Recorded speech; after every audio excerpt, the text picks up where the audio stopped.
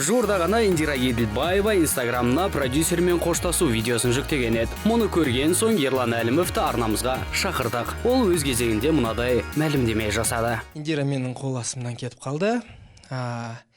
Ешқандай 2 жыл жұмыс жасадық. Сол 2 жылдың ішінде ешқандай конфликт болған жоқ. Мен оны ешқашан ренжіткен жоқпын.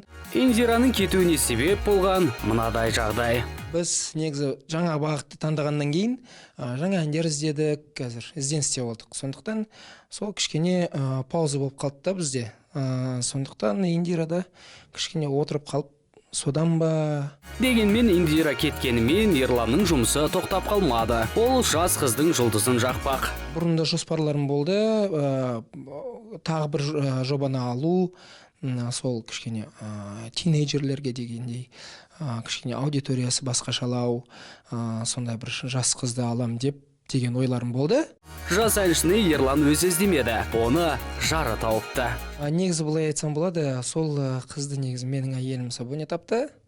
Интернет желісінен өте талантты қыз, сүйкімді де, дауысы да жақсы.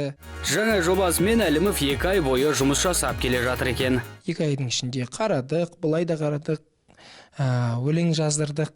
Қазір кішкене құпияны ашып қояйын. Бір ән дайын.